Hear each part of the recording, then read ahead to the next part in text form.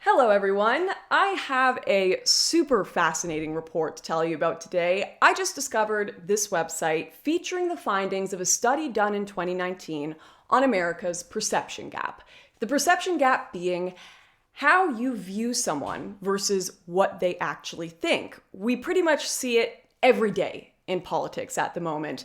Perhaps it's an activist who thinks that you're a certified KKK grand wizard because you want reasonable border control, or a Twitter egg that claims you want gulags because you're partial to subsidized healthcare. It may not be to that degree of crazy all the time, but the perception gap in America exists, and it is particularly important right now because 3/4 of Americans believe their differences are so great that they can never be reconciled. We're talking Civil War degree differences here, when this is just not necessarily the case. And I don't know about you guys, but for me, this doesn't really surprise me, as I've spent so much time traveling, finding myself having long conversations on airplanes or in bars with people who would consider themselves politically polar opposites to me.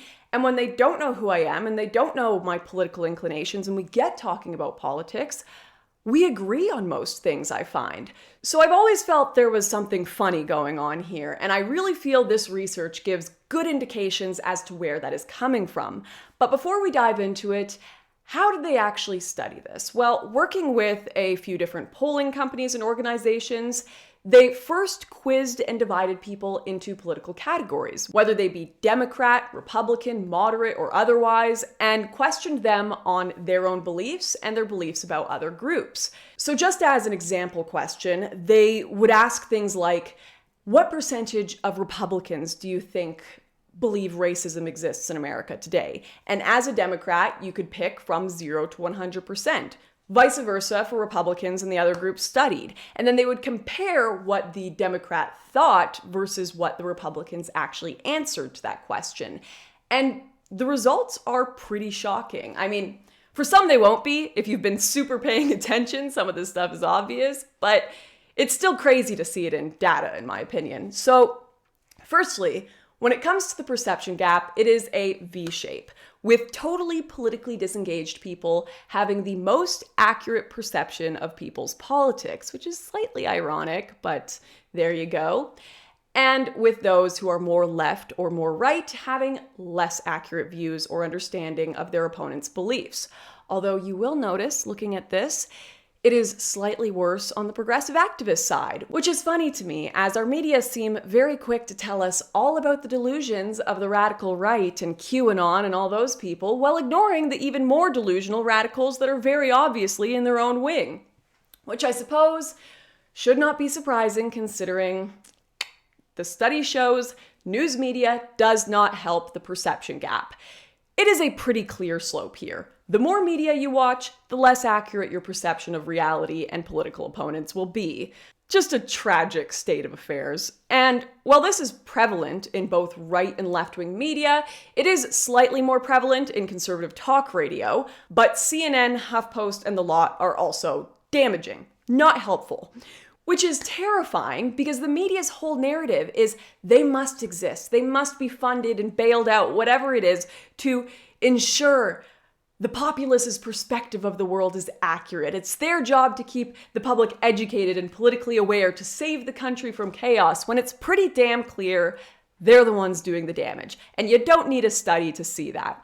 Even worse though, but also somewhat hilarious, is this study shows that the more education a Democrat has, the worse their perception gap. And this graph they show here is just chef's kiss.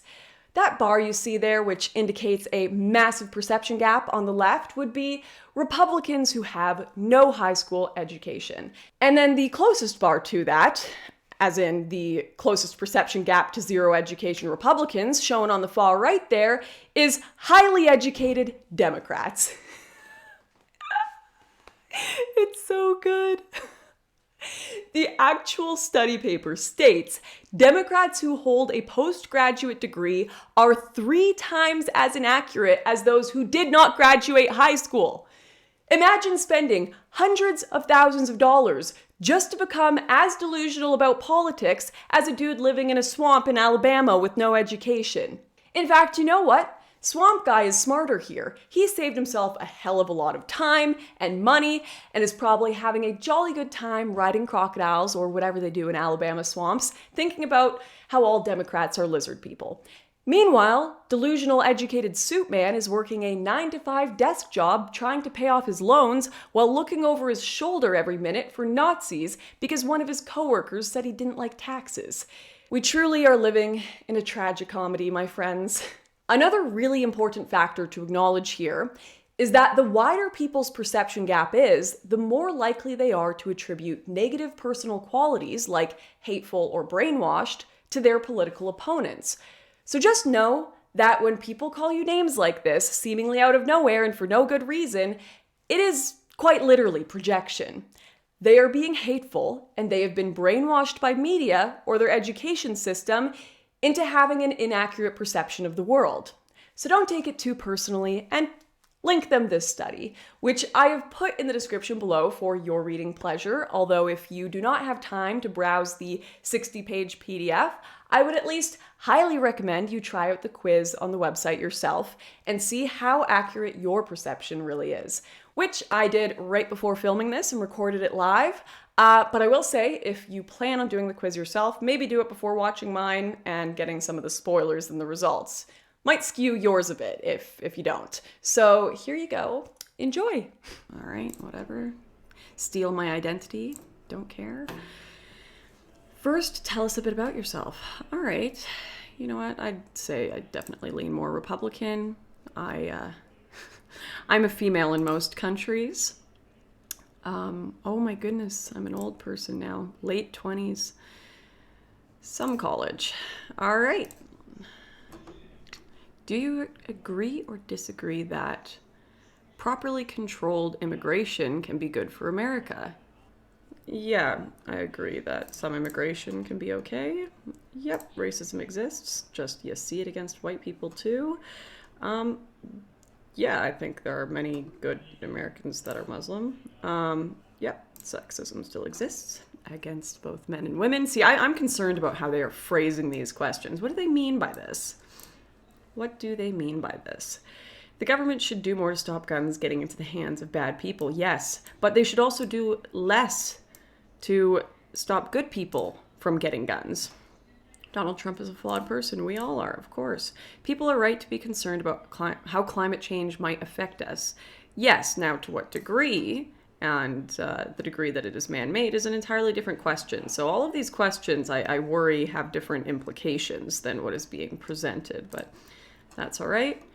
What percentage of Democrats think that? Okay, so here we go. This is where we're going to get into what my perception of Democrats are. Most police are bad people. What percentage of Democrats think that most police are bad people? You know what? I actually think it is a small radical minority. I'd say 18%. I am proud, and maybe I will be wildly wrong. Maybe I'm being way too generous. I am proud to be an American, though I acknowledge my country's flaws. I'd say most Democrats feel that way. I'd like to think. Once again, like, I am of the belief that we are, the Democrats we see on the Twitters and the Democrats that we see in the media and in education, they're a very small radical minority that are extremely authoritarian, and they're just crazy. And a lot of Democrats just won't question them, or they'll just shrug their shoulders, which is the problem. So I do think it's about like a 20%. It is important that men are protected from false accusations pertaining to sexual assault. I really hope it's the majority of Democrats, but I'm still going to say 80% because I do think there's going to be like that radical feminist minority that are like, believe all women, no matter what. All right, the U.S. should have completely open borders. Once again, I'm just going to stick to this 20%. I think 20% believe that. Law-abiding citizens should have the right to bear firearms. Ooh, I do think there's going to be more people against this. I'm I'm going to say only 40% of Democrats think this. Yeah, I'm going to say that's a more mainstream Democrat view. America should be a socialist country. I'm going to go with 40% as well. Although I could be completely, maybe 35. We'll do that. The US should abolish ICE. Gonna go to that 20%. That radical minority here. All right, let's see how I did. Okay, me compared to other Republicans. I am an average Republican. All right. My perception gap is -1%. Oh, I am so good, guys. Look at that. Your score is calculated by averaging the difference between your estimates of Democrats' views and their actual views. On average, Republicans have a perception gap of 25% or 27%. On average, independents have a perception gap of 20%. I have a -1% perception gap, guys. I'm telling you, come to my channel for the accurate views here. I'm actually really impressed. Okay, I really screwed up the firearms question. 28% on that. So wait, the average Democrat is, let me try to understand that. Wow. So way more Democrats think that people should have the right to bear arms than what I predicted.